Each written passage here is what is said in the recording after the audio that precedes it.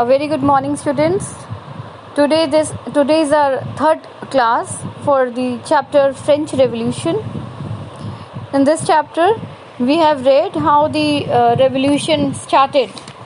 Outbreak of the revolution we have already covered, and now today we are going to cover how the France becomes a constitutional monarchy. हम लोगों ने पहले ही पढ़ा था जो national assembly है, जो 600 पीपल थे, those were the representatives of the third estate, उन्होंने नेशनल असेंबली अपने को कहा और उन्होंने ड्राफ्ट किया कॉन्स्टिट्यूशन फ्रांस का बाय दी 1791, एंड जिसका मेन ऑब्जेक्टिव यही था कि कैसे कॉन्स्टिट्यूशनल मोनार्की बनाई जाए. किसको रिप्लेस कर रहे हैं अब वो लोग? एब्सोल्यूट मोनार्की, क्योंकि वो एब्सोल्यूट मोनार्की में powers was in one hand, and this was the main aim of the national assembly. How to this concentrated power should be now stop, and they assign the power to 3 institutions, that is legislature, executive and judiciary. Now a proper check and balance could have been maintained in order to remove this kind of dictatorship sort of rule that was existing in France. So now we can see that in France a proper constitutional monarchy was established. Now we need to know what were the main provisions of the constitution of 1791. We can see that National Assembly was indirectly elected. That is, अब यहाँ पे वो citizens होंगे जो कौन elect करेगा. तो वो जो citizens जो elect करेंगे वो कौन से citizens होंगे जो कि जिसमें कि चूँकि और सभी citizens को ये right नहीं provided था कि जो लोग vote करके elect करेंगे, इसलिए केवल those men, only men, because women were denied with the right to vote. Now not all the men, but those men, all men above the age of 25 years. लेकिन वो men जो कि tax को पे करते थे, जो कि लगभग 3 दिन की लेबर्स की वेज के बराबर. इसका मतलब कोई rich people were only entertained here. As we can see that केवल वो लोग 25 साल के केवल men, लेकिन वो men जो टैक्स पे करते हैं, हाई टैक्स पेयर ब्रैकेट में आते हैं. हाई टैक्स पेयर ब्रैकेट में मतलब कि वो एक लेबर जो 3 दिन में कमाता है उतना टैक्स वो व्यक्ति देता है, वो सिटीजन देता था, तब उसे राइट टू वोट मिला हुआ था. तो आपको ये जानना भी ज़रूरी है कि कौन एक्टिव सिटीज़न था और कौन पैसिव सिटीज़न था. एक्टिव सिटीज़न वो मेंस थे जो 25 साल के थे, above 25 years of age, and plus they paid the tax which was equal to the wage of a laborer of 3 days. उनको हम लोगों ने एक्टिव सिटीज़न कहा क्योंकि उनके पास राइट टू वोट था, क्योंकि वही लोग उन इलेक्टर्स को इलेक्ट करेंगे. और बाकी लोग जो हैं, जो रिमेनिंग मेन हैं, जो कि 3 दिन की सैलरी के बराबर टैक्स पे नहीं कर सकते, और विमेंस, सारी women's, all women's were denied with the right of, were not provided the right to vote. They were denied with this right. So these people were called as passive citizens. Now it is very clear that to qualify as an elector, it was very important that and to be a member of assembly, it was very important that man should belong to highest bracket of taxpayers. मतलब वो सभी rich people इसमें include होंगे, prosperous लोग include होंगे. इसीलिए आपने देखा था जो पेजेंट्स थे, जो वर्किंग क्लास पीपल थे, और सभी विमेंस वो असेंबली हॉल के बाहर खड़े थे, क्योंकि they were not even allowed to enter the assembly. तो राइट टू वोट तो बहुत दूर की बात है. Now the constitution began with the declaration of rights of the men. So declaration of the rights of man and citizens यानी ये constitution की शुरुआत हुई कि उन्होंने राइट्स प्रोवाइड किए मैन और सिटीजन्स को। वो राइट्स थे जैसे कि right to live life, speech of freedom of speech and freedom of opinion, equality before law were established as natural and inalienable rights. तो ये जानना बहुत ज़रूरी है कि कौन कौन से राइट्स को ये कंसिडर किया गया एज नेचुरल एंड इनएलाइनेबल राइट्स। मतलब किसी भी व्यक्ति को ये राइट्स मिलना अति आवश्यक है और इनको इन राइट्स से अलग नहीं किया जा सकता। इसका मतलब है कि कौन कौन से राइट्स हो गए हमारे। पहला राइट टू लाइफ होगा और freedom of speech and expression ही होगा opinion.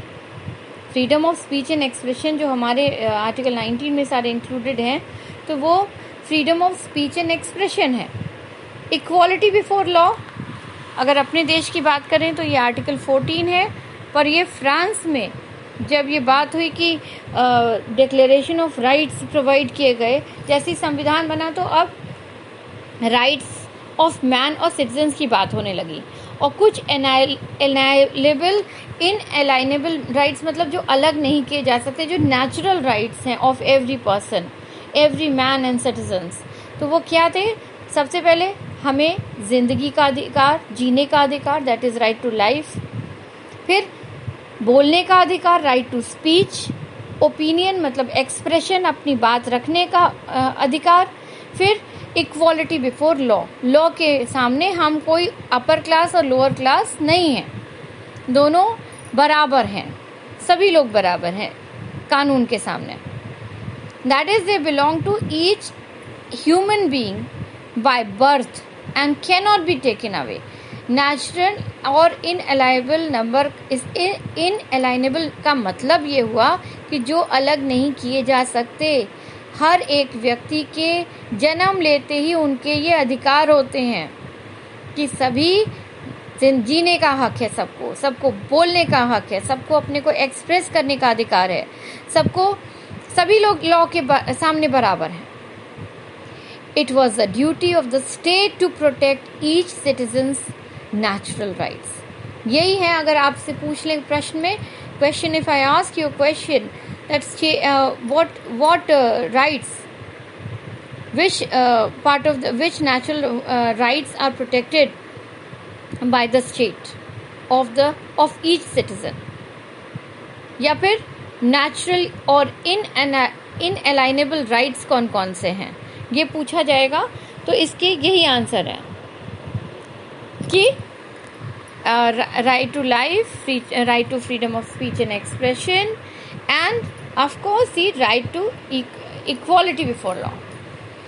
Now which the revolutionary journalist थे जीन पॉल मैरेट ने कमेंट किया अपने न्यूज़पेपर में, ला अमी ड्यू प्यूपल द फ्रेंड, जिसका अर्थ है, ये जो न्यूज़पेपर है ला अमी ड्यू प्यूपल, ये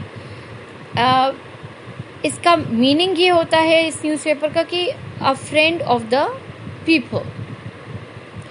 और ये जो इन्होंने कमेंट किया on the constitution drafted by national assembly पे, इन्होंने कहा the task of representing the people has been given to the rich, the lot of poor and oppressed will never be improved by peaceful means alone.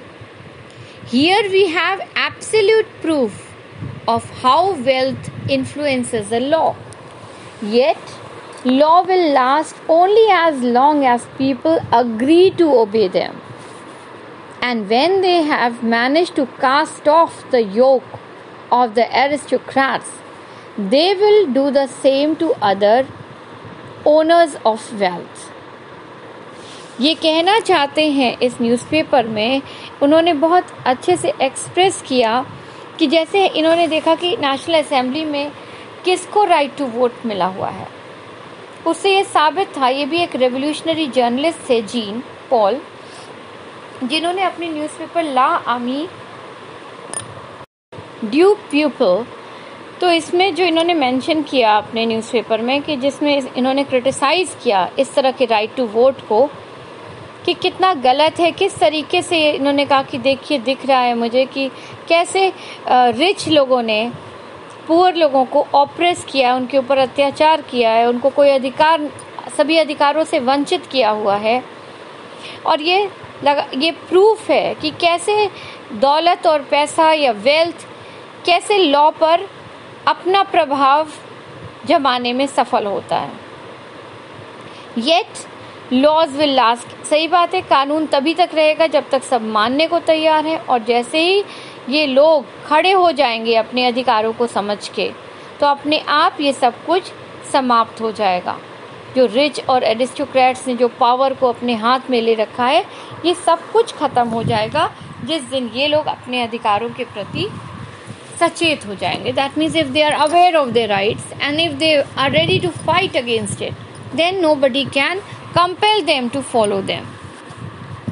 Now in this you can see the image is drawn in figure number 8. Figure number 8 में ये जो image draw है वो है declaration of the rights of man and citizen पर। ये paint किया है एक आर्टिस्ट ने जिनका नाम था ली बार्बियर इन 1790। अब कभी कभी ये जो इमेजेस जो आ जाती हैं आपके एग्ज़ाम में, या पिक्चर्स दे दी, इमेज दे दी, जिसके बारे में पूछ लिया कि नेम द इमेज और name the picture and also mention who has drawn it. तो ये this thing you have to remember. That is why I have asked if I ask this question also as your objective or one marker question, that who has painted the Declaration of Rights of Man and Women, Man and Citizen. So it is artist Lee Barbier in 1790. अब source सी में देखिए, यहाँ पे दिया है declaration of rights of man and citizens. क्या क्या था? नंबर 1 स्टेट करता है कि men are born and remain free and equal in rights. मतलब सभी लोग पैदा होते हैं, बराबर हैं सब एक दूसरे के, और फ्री पैदा होते हैं। दे आर नॉट सर्वेंट्स और they are not bonded slaves, और सभी के पास इक्वल राइट के साथ पैदा होते हैं। The aim of every political association is preservation of natural and inalienable rights of man। मतलब जो भी रूलिंग अथॉरिटी है उसका ये परम कर्तव्य है कि वो सभी नेचुरल और इनअलाइनेबल राइट्स, जो मैंने पहले ही आपको समझाया कि right to life, right to freedom of speech and expression या ओपिनियन, और इक्वालिटी बिफोर लॉ, ये चारों राइट्स ऐसे राइट्स हैं जो कि आपके जन्म लेते ही आपको ये अधिकार प्राप्त हैं और इन्हें कोई अलग ना कर पाए। ये रूलिंग अथॉरिटी की, ये जो भी पॉलिटिकल एसोसिएशन हो उस देश में, ये उनका ड्यूटी है कि ये सभी सिटीजन्स के इन राइट्स को प्रोटेक्ट करें। ये क्या है? Liberty, property, security and resistance to operation. मतलब कोई एक दूसरे पे, एक सोशल क्लास दूसरे क्लास को दबा के ना रखे, सभी लोग इक्वल बिफोर लॉ रहेंगे। तो ये सारी चीज़ें हैं पॉइंट नंबर 2 में। अब थर्ड राइट कहता है the source of all sovereignty resides in the nation. No group or individual may exercise authority that does not come from the people। इसका मतलब ये all sovereignty, मतलब जो यहाँ के जो शासक रहेंगे वो कोई किसी ग्रुप ऑफ इंडिविजुअल के द्वारा पावर नहीं होल्ड नहीं किया जाएगा। ये पीपल से, मतलब जैसे कि कंट्री के लोग ही उनको इलेक्ट करेंगे, तो ये उनके प्रति क्या एक रहेगी? अकाउंटेबिलिटी। कोई ग्रुप ऑफ इंडिविजुअल अलग लोग नहीं रहेंगे जो अथॉरिटी अपने हाथ में रखेंगे। That means if any power you are getting from the people, you have to be accountable to the people. जैसे डेमोक्रेसी का क्या मतलब है? Of the people, by the people, for the people. तो if you are being elected from the people, then you will be very fair and you'll be responsible for the people's upliftment or better administration। can happen when they are elected from the people, by the people and for the people. Now the fourth right, liberty, consists of the power to do whatever is not injurious to others.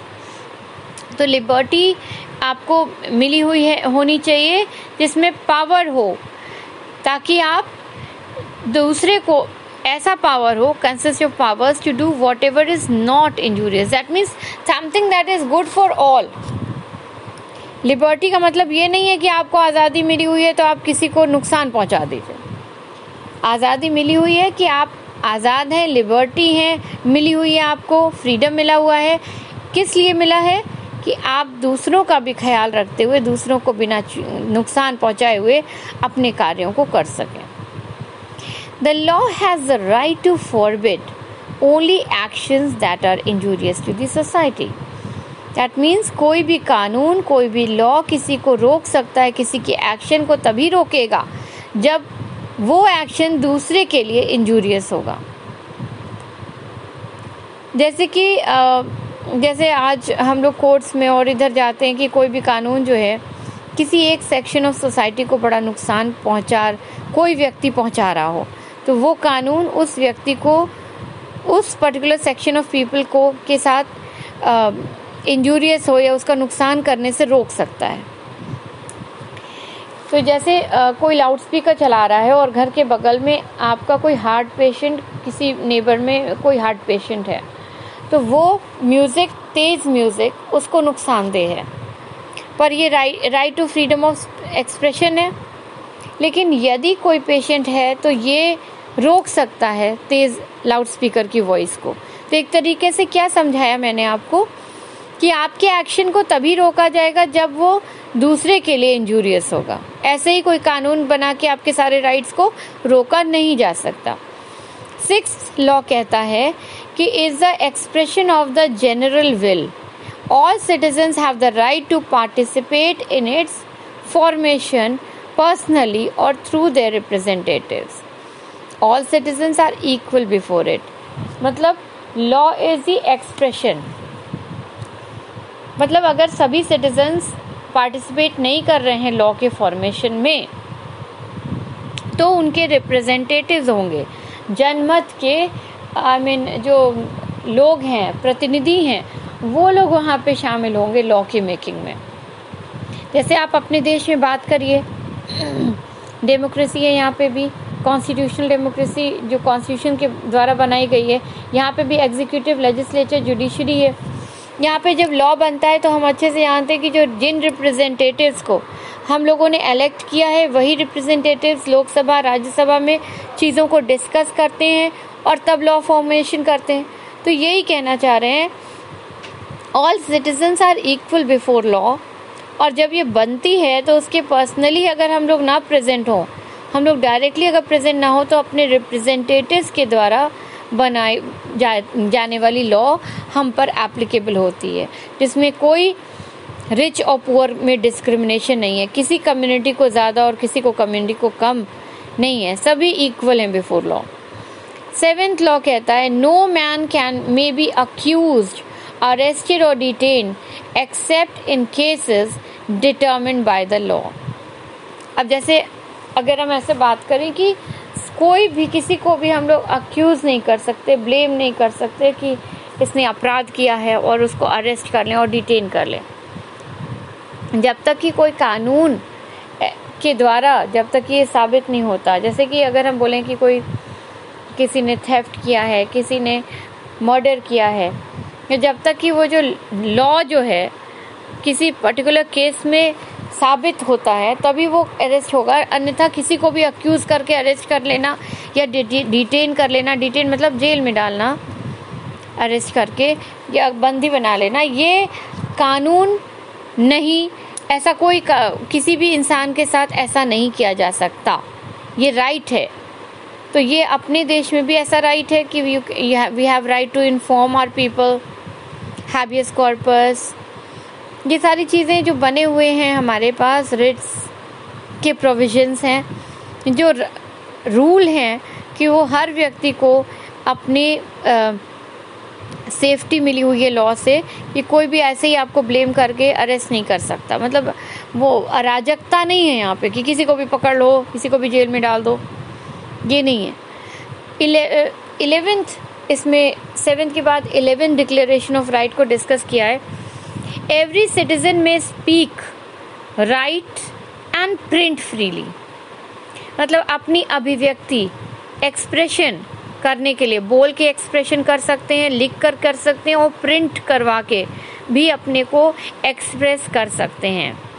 He must take responsibility for the abuse of such liberty in cases determined by law.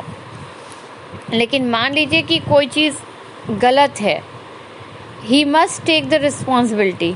लेकिन अगर उसको ये liberty मिली हुई है तो वो responsible भी होना चाहिए। ऐसे ही कुछ भी नहीं लिखना है, कुछ भी प्रिंट नहीं कर देना है, कुछ भी नहीं बोलना है जो कि लॉ के खिलाफ हो। तो अगर स्पेशल केसेस हैं जिसमें डिटरमिन होता है लॉ के खिलाफ कि ही हैज़ डन रॉन्ग, तो वहाँ उन केसेस को छोड़कर नेचुरल फॉर्म में कोई भी बोलने के लिए उसको राइट्स प्रोवाइडेड हैं। राइट जैसे कि अगर अपने देश की बात करें, अगर हम कंपेयर कर रहे हैं तो आपको समझना आसान होगा। जैसे अगर हमें राइट्स मिले हुए हैं तो ऐसा नहीं कि हम अपने देश के प्रति या कुछ भी हम बोलते चले जाएं या किसी कम्युनिटी को ब्लेम करने लगे या किसी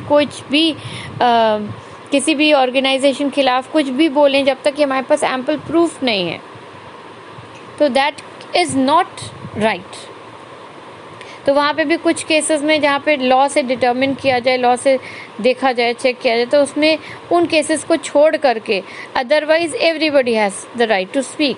अपने खिलाफ हो रहे अत्याचारों के खिलाफ बोलना सही है, आपकी अभिव्यक्ति है, लेकिन राष्ट्र के खिलाफ ना हो।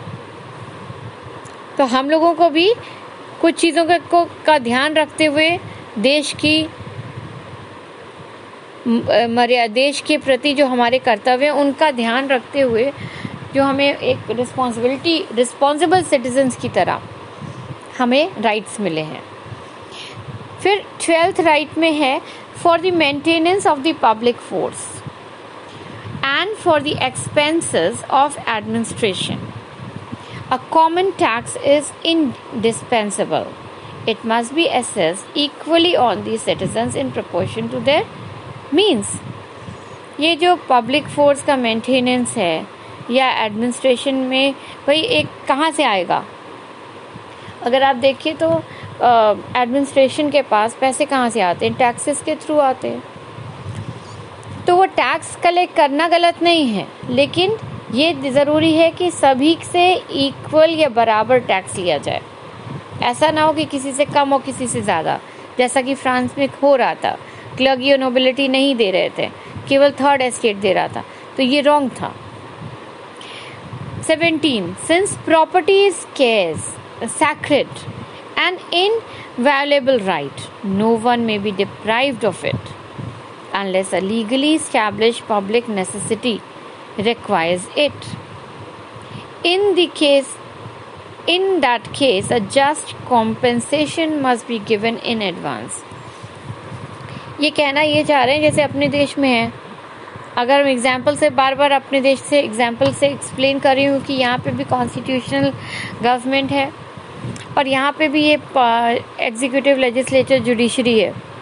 यहाँ पे इन्होंने बात किया कि ऐसे राइट्स होते हैं जैसे कि हम लोग की राइट टू प्रॉपर्टी था, पहले फंडामेंटल राइट था। तो फंडामेंटल राइट अगर होता तो फिर कोई right to property national interest में अगर कोई लैंड लेना है, ज़रूरी है, जैसे रेलवे की पटरी बिछ रही थी देश में तो किसी के खेत से होते हुए जा रही है, या रोड को चौड़ा करना, ये नेशनल इंटरेस्ट में है, देश के लिए किया जा रहा है, तो उसमें उन राइट्स को लिया जा सकता है। इसीलिए राइट टू प्रॉपर्टी को क्या बना दिया गया? Legal right. लीगल राइट बनने के बाद अब क्या है, उनको कंपनसेशन अमाउंट दिया कि भाई किसी चौड़ी हो रही है सड़क, आपने बढ़ा के घर बनाया है, तो भी किसी के घर से होता हुआ कोई रास्ता जा रहा हो, जैसे रेलवे ट्रैक्स किसी के खेत से होते हुए जा रहा है, तो उनको कंपनसेशन अमाउंट देने के बाद क्योंकि वो नेशनल इंटरेस्ट की बात है तो उसे लिया जा सकता है। सिमिलरली इन्होंने यहाँ पे कहा कि राइट टू प्रॉपर्टी जो है इन्होंने इनवायोलेबल राइट बोला है, मतलब वो सैक्रेड राइट है। तो उसे डिप्राइव नहीं कर सकते जब तक कि किसी पब्लिक नेसेसिटी के लिए, लोगों के फ़ायदे के लिए वो काम हो रहा हो, और उस केस में कंपनसेशन अमाउंट देने की बात की है। अब हम बात करेंगे उन सिंबल्स का जो कि डिक्लेरेशन ऑफ राइट्स में यूज़ किए गए हैं और इन सिंबल्स का क्या मतलब होता था। अगर कोई इमेज कहीं बनी है, ये सारे जो सिंबल्स हैं वो किसने ड्रॉ किए हैं? इट इज़ लीबी, जिन्होंने इन सिंबल्स को यूज़ किया है कन्वे करने के लिए कि डिक्लेरेशन ऑफ राइट्स में के क्या कंटेंट थे।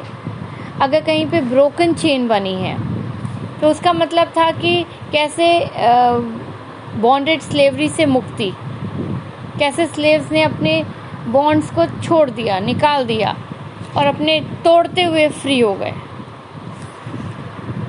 फिर bundle of rods and faces, one rod can be easily broken but not the entire bundle। तो इन्होंने कहा कि अगर हम सबको अपने अधिकार के लिए लड़ना है तो हम लोगों को यूनाइट होकर लड़ना पड़ेगा। तो इन्होंने इस पे जोर दिया कि एक अगर अकेले रहेंगे तो हमें हार का सामना करना पड़ेगा, अगर हम सब मिल के लड़ेंगे तो हम ज़रूर जीत जाएंगे। थर्ड सिंबल है eye within a triangle with radiating light. तो ये कह रहा है कि the all seeing eye stands for knowledge. Knowledge मतलब हो गया अवेयरनेस, जानकारी। जितने हम अवेयर होंगे उतनी क्या होगा, हमारा जो इग्नोरेंस मतलब जो हम लोग अज्ञानता का जो काला बादल है वो हट जाएगा। This is what is been explain by this कि अगर आँखों में चमक दिखाई ज्ञान है, नॉलेज है, वो सारे जो हैं वो इग्नोरेंस के क्लाउड को रिमूव कर देंगे, because they are like the sunlight. Now the sceptre is there. Sceptre एक सिंबल ऑफ रॉयल पावर कहलाता था। और snake biting its tail to form a ring, ये बताता है कि रिंग के पास ना तो बिगिनिंग है और ना उसकी शुरुआत है, ना कोई अंत है, हमेशा रहने वाला। तो ये सिंबल ऑफ इटर्निटी है। Then red Phrygian cap, cap worn by slave upon being free, मतलब जब चेन तोड़ी, ब्रोकन चेन को तोड़ के जब वो आज़ाद हुआ तो उसने रेड फिरकिन कैप पहन लिया। ये एक तरह से रेवोल्यूशनरी कैप भी हुई, और ये कैप तब पहना स्लेव्स ने जब वो आज़ाद हो गए। देन ब्लू वाइट रेड, ये कलर्स थे नेशनल कलर्स थे फ्रांस के।